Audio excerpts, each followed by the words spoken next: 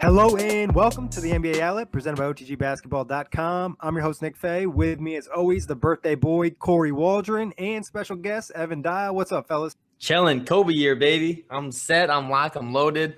Put a 24 on my chest and my back with OTG on it. We're rocking and rolling. Wow, that's quite an intro, but I'm excited to be here too. It's hard to top that. But just a quick reminder, actually a quick shout out for Kory. Happy birthday. I've known Kory for a long time, over 5 years now, and I feel like he's grown a lot as an NBA analyst and as an adult this last year. So shout out to him. But now just a plug for OTG real quick. The NBA Outlet, you can listen to it on iTunes, Blog Talk Radio, OTGBasketball.com, Google Play, and we are now airing on Dash Radio. So be sure to check us out. Starting with our first topic, I know it's something Kory will like. Pacers, they've been on fire. And they've been probably one of the most exciting teams this year. Definitely a surprise. Currently the third seed in the Eastern Conference, 40-28. What are your thoughts on this team? I mean, I feel like I have to always say this whenever we talk about the Pacers, is how far they come from our expectations. None of us expected the Pacers to be even remotely close to better than a lottery team. And now we're looking at a 3 seed. They're only 7 games back in the loss column to the Boston Celtics, who currently have a load of injuries, and they're just striving right now. A tough win over Boston on Sunday, even though Kyrie got hurt.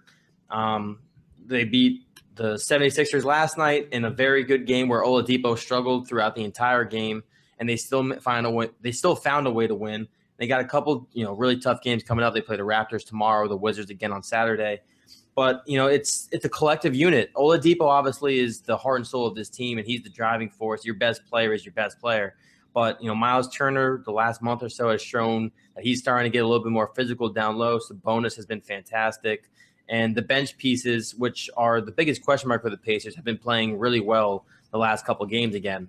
And as we know, the bench players, the role players on any team, that's the most important thing for a lot of teams. If you don't have a ton of superstars like the Warriors or the Rockets, you have to rely on those role players, and the Pacers are getting that. Yeah, I'm super impressed with Indiana. Their last 4 road wins were, I think, Milwaukee, Washington, at Boston, and then last night at Philly. And then winning at Philly with Oladipo shooting 4 for 21 was just incredible. And they have just such a great mix, I think, of veterans and like Thaddeus Young, Darren Collison, a star in Oladipo, and then young guys like Sabonis and Turner. Turner can be a little frustrating, but he's turned it on lately. And this team is hitting its stride right now. They're balanced. They've always had a good offense the whole year, but now their defense is catching up. I think it's up to 11th right now in the league. I think Glenn Robinson, him coming back, just one more perimeter defender was huge. Huge, very huge. That was big. And then Darren Collison has just been so steady for them. And yeah, they're the surprise of the year. I looked back and I had them at 32 wins this year. Hey, so did me and Nick, so you're not far off. Yeah, I mean, we thought going to the season, like having 40 wins would be really good for them, and they already have 40 wins now. How confident are you in this team in landing home court advantage? Do you think they'll get that top 4 seed? Well, yes, actually, I am. I'm going to start off with saying yes. And that's only because of 2 factors. 1, Washington is still without John Wall. And 2, the Cavaliers are, so hit and miss right now. Obviously they beat the Suns last night. I think we all would have been pressing the panic mode button if they had lost last night. But, those 2 teams haven't been – I mean, the Cavs in particular have not been impressive. And the Wizards have been solid, but they've kind of come back down to earth this past week or so without John Wall. So I'm pretty confident, especially because I think the Sixers are a little bit too far behind to catch a 3 seed. I think the Pacers are kind of locked into a 3-4 seed at this point in time. Yeah, the win last night gave me more confidence because I think they secured the tiebreaker over the Sixers by winning that game. And look, their schedule is pretty tough down the stretch. It actually might be the hardest, but I mean, they get like they have to play the Warriors, but now they may be without Curry and Thompson, and the other Washington still has a really tough schedule as well. So I think they'll probably be 4, maybe lowest 5. Yeah, same here. I think low is probably 5. I mean, there's a good chance they can land it. The only thing, like you mentioned, Evan, is the schedule's a little worrisome. What do we think about them in the first round? Is this a team that should likely advance to the second round, or still mostly regular season success and they'll get knocked out first round? It really depends who they play against, I think. I think any first round series that involves the Pacers is going to go 6 or 7 games. I don't think there's any team, and that's just kind of how I feel about the East in general. Maybe the Raptors would sweep somebody in the first round, but a lot of these teams you're not going to sweep. And even if the Raptors, for example, it'd be Toronto and Miami in the first round. That's not a sweep. Every team I think in the playoffs right now, they're all good enough teams to win at least 2 games, despite whoever they play against. Yeah, I'm with Kory. I would be shocked if we saw any sweeps in the first round. For the Pacers, I don't think they can win a series unless they somehow get Miami, but I think that's just unlikely. Maybe Milwaukee too, but that also seems unlikely because I think they'll be 7 and 8. But otherwise, yeah, they're going 6 and 7. And look, they've played Cleveland really well, and they would get buckets on Cleveland. And I don't think the Cavs would be super pumped about seeing them. No, especially with Lance Stevenson, how he's always got those antics against certain teams. I think True. the Cavs he just has something out for LeBron in general. So that series in particular would be very frustrating for LeBron, especially if his supporting Cavs keep struggling. Kory, what teams would you favor the Pacers over in the first round? Which team, like which matchup would you want them to get in? You think they could probably advance to round 2? Wizards. I think Washington is actually my favorite matchup of any of these teams. Milwaukee scares me a little bit because just the fact they have so much length, and Antetokounmpo, you can only limit him. That's a big thing for me too. If you look at the Pacers, they don't have a lot of I don't know. If you look at them compared to a lot of rosters, like the Sixers, for example, they should, on paper to me, torch the Pacers to a degree. I think Ben Simmons is a mismatch that no one on the Pacers can guard. Embiid is the same way. Miami, they're just too well coached. So personally, I think Washington would be a matchup. Like if we got a 4-5 with Washington, I would be extremely happy with that. I would go with the Wizards too. Of the Cleveland, Philly, Washington group, I think the Pacers would much want to see the Wizards the most. And yeah, the Sixers is weird. A lot of the Sixers' strengths are Pacer weaknesses, but the Pacers still seem to play them well anyway. But I would still much rather play the Wizards.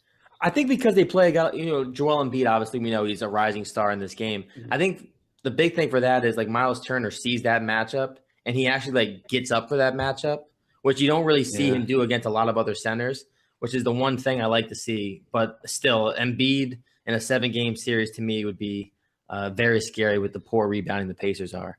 Yeah, in his first, playoff series, he's obviously going to try to dominate. Same thing with Simmons.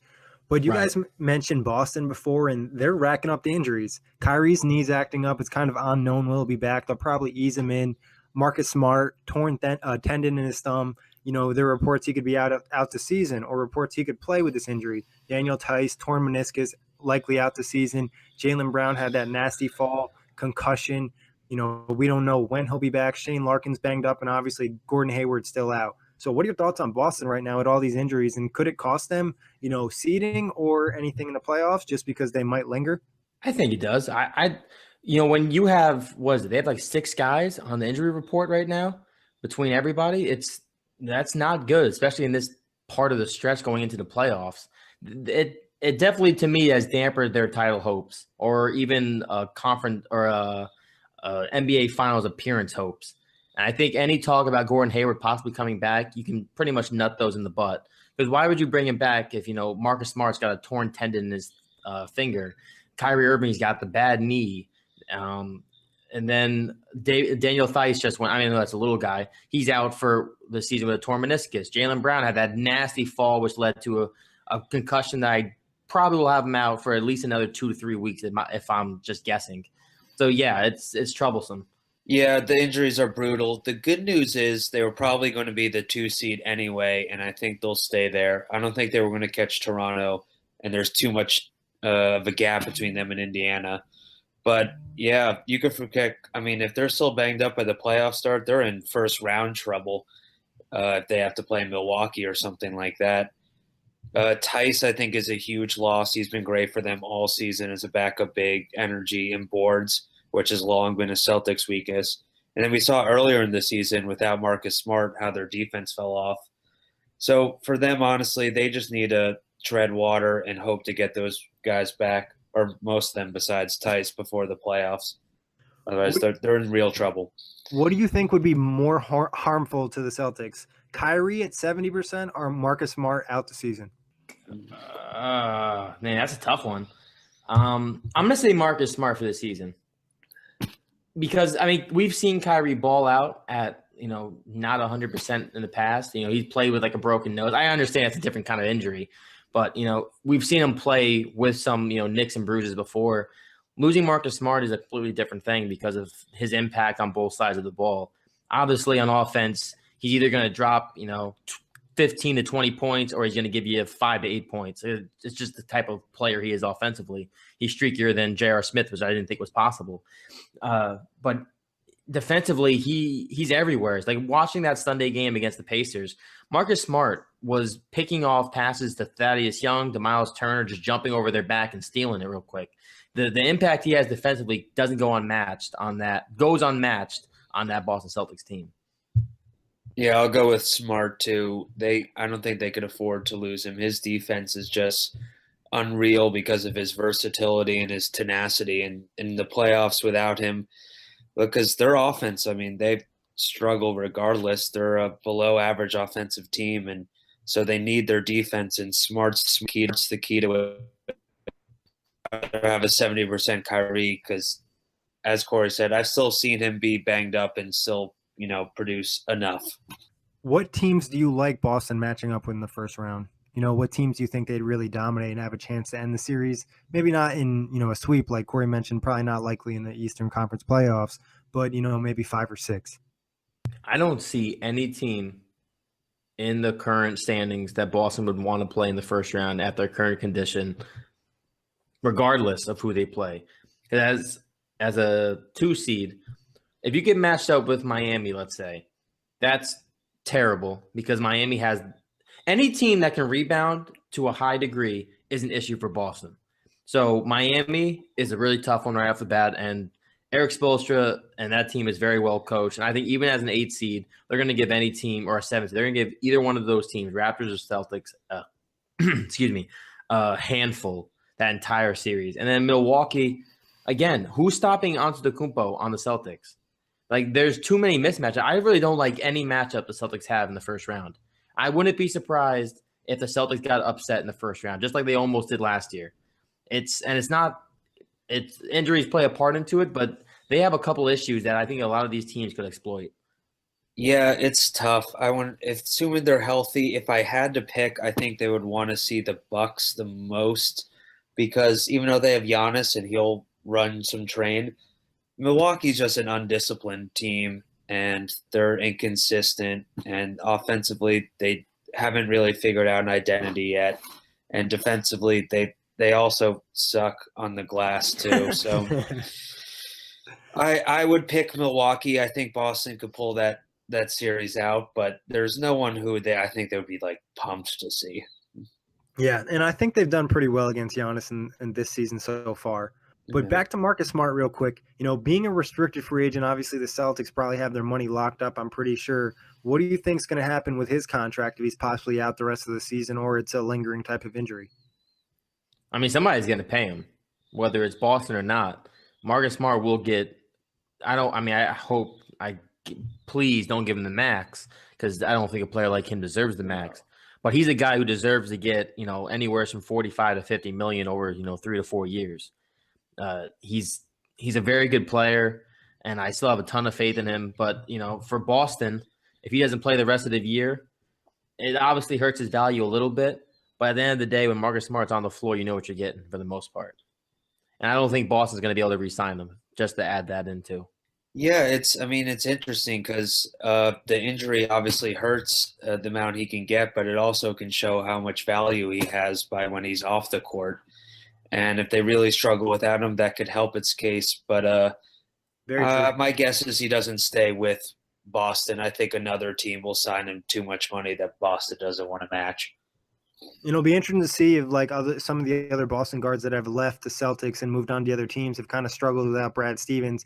See the impact not having Stevens, coaching Smart, what that does too. All right, moving on to the Western Conference. Sadly, to talk more injuries. News broke about Steph recently, and then Klay news broke about him today. Steph tweaked the right ankle. He won't be reevaluated until March 20th. Klay with a fracture in his right thumb. March 22nd is his reevaluation. With the Steph injury, it's kind of unknown. It seems like more of a lingering thing where they're probably just being precautious. Obviously, the fracture for Klay is pretty serious. They've mentioned weeks, but obviously a fracture in your hand that you shoot with can be a big issue. What are your thoughts on these injuries and how much do they hurt Golden State? Huge. I tweeted about it before. The door is now completely swung open for the Houston Rockets. This has been a race between the Warriors and Rockets all year in the West, and the Rockets are now already 2 games up in the conference, which really means nothing between these two teams. But man, obviously Curry had glass ankles the first few years of his career, and recently it looks like they're becoming glass again. Obviously, I do agree with you, Nick, on the fact that they're probably just being safe because when it comes to playoff time, you want him at 100%. And then for the Klay Thompson thing, the fracture, that's big time. Who knows what happens from here? Does he play with a fracture in his hand? Does he have surgery? Because if he has surgery, his season's more than likely done. At least I would assume, or he wouldn't be back until like the 3rd round of the playoffs, which at that point, they might not even be in the playoffs depending on how the matchups go. It's bad. It's troublesome for the Warriors. Yeah, I think the 1 seed is gone for them. As I said, they're 2 games back, and I hear they're going to rest Draymond Green the next, and without those 2. So they're going to be locked into the 2 seed likely, and it just hopefully Klay and Curry are fine once the playoffs start. If they are once the playoffs start, I'm fully confident with their ability to win 1 game in Houston and beat anyone else. But my only concern is just either if their injuries linger. But as long as they're okay once the playoffs start, my money's still with them. Well, you mentioned the word linger. What do you think are the chances these injuries linger? Obviously, a right ankle sprain or tweak, whatever you want to call it, is something you could re-aggravate in the playoffs. It's happened to Steph in the past. And Klay, obviously, it could kind of hurt his shooting stroke, kind of take him out of the rhythm. He's known to have one of the purest shots, but having a fracture and taking you out for a couple weeks where you can't shoot at all might kind of mess with him a bit. So do you think these injuries will linger, or they'll be able to kind of get everything settled by the time they have to face Houston? So it just the only thing that I worry about is just the Thompson thing more with the thumb, because that's 2 weeks and they say indefinitely. Whenever they say that, that's kind of it could be scary. So I mean I really don't know. From what I read, looks like he not have to get surgery, so that's a good sign. And then with Curry, they said another week at least with the ankle, but it's the 2nd time he's already hurt it this season. So it's hard to know, but at least they say it's not, a surgery. It's most definitely or out for the whole season. So there's still some hope, but it's hard to tell really. The Curry ankle injury, the only thing I can say to that is the one was a true tweak. I believe one of them, he stepped on someone's foot and just rolled his ankle. And, that's just the luck of the draw. He got unfortunately caught up on another player and twisted his ankle. So as long as, there's no Zaza Pachulia near him or anybody else to try and put a foot on practice with him. He's got to practice with him all the time. Right. So at least as long as they know, like Zaza, you got to stay over here while Curry practices. We don't want your goofy ass, rolling over or something. I think he'll be okay. Because they're gonna take care of him. I doubt we'll even see Curry until probably April. I'm expecting them to really be cautious with him coming back in, because especially if Klay has a messed up hand, you're gonna need Curry and Durant to be even more than what they are already for the Warriors, because that's 18 to 20 points per game you're gonna lose. And even if Klay Thompson plays with a broken thumb or a fractured thumb, whatever it is, the odds of him having those Klay Thompson moments in games, I just find it really hard. It's going to hurt like hell to shoot that ball. Yeah, I mean, that's the luxury of having a Kevin Durant. You have Steph. You can leave him out a little bit longer because you know that he'll be able to win you some games. What injury do you think will have a bigger impact on the Warriors in the playoffs? Let's just assume Steph's out to April, but he's at 90% instead of 100%. And Klay, let's say he comes back and his shooting's a touch off. Which injury do you think is going to impact them more? Ooh, that's tough. I'll go Curry because Curry matters more to the Warriors. and he's the reason why teams have to guard them differently than any other team. And if he's a little off and he's not making shots, the whole system can kind of go under. I think they could afford a few rough games from Klay. I think that's not the case as much with Curry. Yeah, I agree. I have to co-sign that. Curry is the driving force of this team. Can the Warriors win a championship without Klay Thompson? Let's assume he's out for the season. Can they still win a championship? Wow, yes. These are tough questions. Yes. Yeah. I mean, obviously, yes, they can still win a championship because if you look at star power against the Rockets, for example, it's Curry, Durant, Draymond versus, Harden, Chris Paul, and Capella is the third guy, I guess, for them. But I still take the Warriors in that series, even without Klay. But it definitely gets a whole lot harder without Klay. Honestly, if Houston has home court and the Warriors don't have Klay for the whole series, I would pick the Rockets. It may be 7-6 and be brutally tough, but I would take them. But if the Warriors make it to the finals and they have to play the Raptors or the Cavs and without Klay, they'll still beat them. See, this is the thing for me. They're not going to miss Klay's offense. For me, the only thing I think about them missing from Klay will be the defense if he doesn't play. Because that's a lockdown perimeter defender. If you're playing the Rockets, Klay Thompson's going to guard either Harden or Chris Paul, most likely Chris Paul, and you'll have Durant on Harden. I'm just guessing. At least that's what I would do. So, missing a guy like Klay Thompson who can guard 1 through 3 for the most part, we know he's an elite defender. That would be the most hurtful thing for that Warriors team. Not necessarily the offense, but the defense.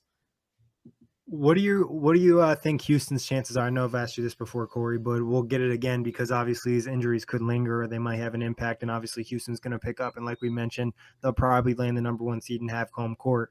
What are the chances you give the Rockets in a 7-game series against the Warriors? As of right now, with the fracture and the lingering ankle injury, yes, I give the Warriors a 60-40. I'll give them a 60% over 40. They're not going to get a ton of percentage. Like, I can't give them a huge gap, but I'll say 60-40.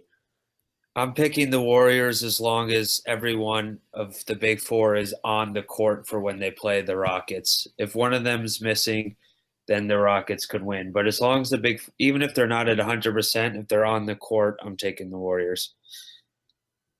All right, moving on from there, we'll touch on this real quick. What do you think about the Spurs being out of the playoff picture currently? Obviously, they're tied with the Jazz record-wise, but tiebreaker goes to the Jazz. Their schedule is tough. I think second toughest schedule remaining via Tankathon. What are the chances we don't see the Spurs in the playoffs for the first time in a long time? It's probably like, a 75% chance, I'd say. 80% chance they don't make the playoffs. And, that's not because San Antonio's been bad this year. They're still 8 games over 500. But, Denver's right there, knocking on the door. Utah is playing, off their rocker. They've been fantastic. They're pretty much like the Indiana Pacers of the West at this point. They've been insanely good. I think they've won 7 in a row after last night. And then the Clippers, another team. The Clippers have been riddled with injuries, yet they're sitting in the 7th seed. DeAndre Jordan's been really good. Lou Williams has, of course, been solid all year. They've gotten nice contributions. Yeah, ton of good call-ups. A lot of guys are going to get paid from that, those call-up list. So it's definitely tight, but I will never rule out the Spurs simply because they are so well coached. I'm a big guy. Like, there are certain coaches in this league that stand out, and the Spurs have one, as you guys may know, Greg Popovich. So I still think they have a chance. I see Minnesota still slipping down a little bit. I don't think the Clippers will be, this hot for the rest of the season. So I could definitely see the Spurs getting in over one of those 2 teams. I still think the Spurs make it. My guess is Denver and the Clippers don't. Kawhi may come back early as Thursday, and I know the first time he came back, he looked non-Kawhi. But hopefully this time at least he'll just give him a boost of energy and fresh legs. They're ridiculously injured right now. And the schedule is tough, but they'll get a little healthier, and I just can't count on Pop. I think they'll do enough, but they'll probably, if they do, they'll be the 7 or the 8 seed and have to start against the Rockets or Warriors.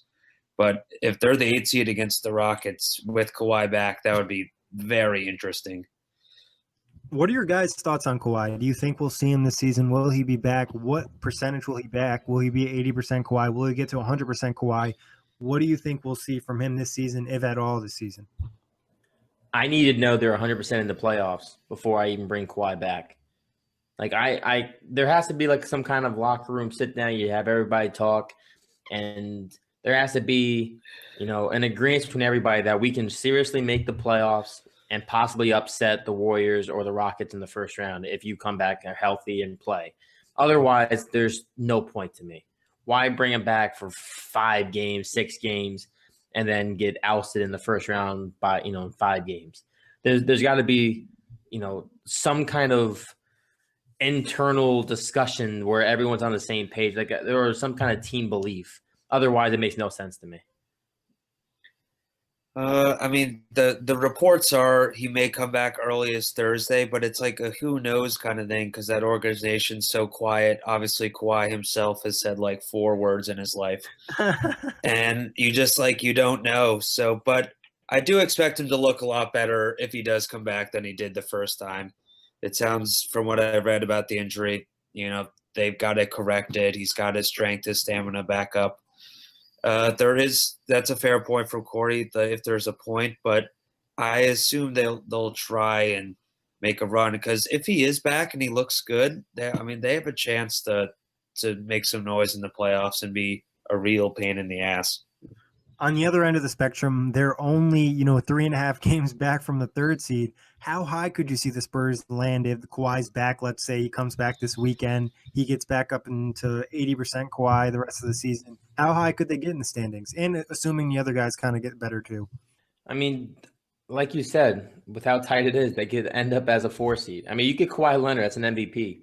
That's an MVP caliber player. That's a NBA Finals MVP. So if he's healthy, he's on the floor, and they're 2 games out of the 3 seed, they could get the 3 seed. With Kawhi Leonard, everything changes. It just depends on how effective he is going to be back. And the Spurs too, when they bring guys back, they don't just let you play. Kawhi's going to play 20 minutes probably his first game back, 25 minutes the next night. Like they're not going to, even if they get him back, he's not going to be full on Kawhi Leonard right away. Yeah, he won't be full on Kawhi Leonard right away, and their schedule is absurdly brutal. So I'm not sure they'll climb too much. Their probably best case scenario is 6, I would guess. Which could be pretty. They have some tiebreakers that hurt too. Yeah, I mean, if they get up to 6, that's a big deal. If you get away from Houston and Golden State, you're definitely giving yourself a shot against any of these teams, especially like we've mentioned, Popovich and Kawhi, possibly coming back. But before we get out of here, quick shout out to Russell Westbrook, recorded his 100th triple-double yesterday. What are your guys' thoughts on Westbrook and this record of having, it's not a record, it's just a milestone in his career. What are your thoughts on that? We underappreciate it. It's not appreciated enough. We live in the age of the triple-double. We've been blessed with that, I guess. The game's evolved to that. What he does on a nightly basis is absurd. He's one of the most fun players to watch. He literally does it all. I understand some of his rebounds are kind of like, stat hunting, rebound hunting. He cuts off a big man for a rebound. I see Lance Stevenson do it all the time. But he's not doing it for the stat. He's doing it just to get the ball and start a fast break, which I don't know if people understand. It's not like he's trying to maliciously steal a rebound for a triple-double. It's more so him just trying to get it so he can have the ball in his hands. And then the assists, he's surrounded by Paul George, Steven Adams. The assists will come, and he did it last year with even less talent, and he's still doing it this year. He's fantastic. He's still a top 10 player in this league. And if James Harden wasn't in the league currently, we'd probably still be talking about Russell Westbrook possibly winning back-to-back MVPs.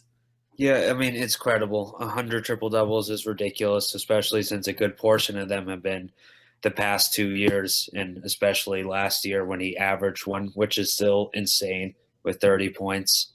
And look, he has some flaws, and I get it, but he's an incredible player, one most fun to watch, and what he's doing, it's historic. I mean, it's incredible. Yeah, I mean, it definitely is incredible. I mean, I think, people overlook it because of the rebounding thing and grabbing the rebounds and some of that stat stuffing last year. And I think the counterpoint to him grabbing the rebound would be like the ball moves faster than you dribbling. But I think, like you said, the numbers he puts up, it's just the fact that we're so obsessed with winning nowadays, too. And Westbrook hasn't won a championship. He hasn't pushed the OKC into the Western Conference Finals or anything like that. You kind of forget him about a little bit. Before we get out of here, where would you rank Westbrook in terms of current players right now? Top 5, top 10, top 15. Where would you put him? All right. Well, I've talked about this before on the outlet. I have two different standards. We're basing off current season. Current season, he's outside the top 5 current season. Agreed. He's in the 5 to 10 range this season. I would have to dissect a little more, but he's in that range for this year. What about we're just saying talent-wise, throw everything into the last couple seasons. Where does he rank? Top 5 or out of the top 5? Top 5. If you add the last 3 years from when they went to the Western Conference Finals with Durant, and then last year the triple-double record, and then this year he's top 5. Agreed. That's a tough one. I think he'd be right on the cusp. I'd have to really dig deep and look at it, but that's enough for today. Happy birthday to Kory. Thank you, everybody, for listening. Thank you for hopping on, Evan. And as always, you can catch the NBA Outlet on iTunes, Blog Talk Radio, OTGBasketball.com, Google Play, and now airing on Dash Radio. Beautiful. Peace.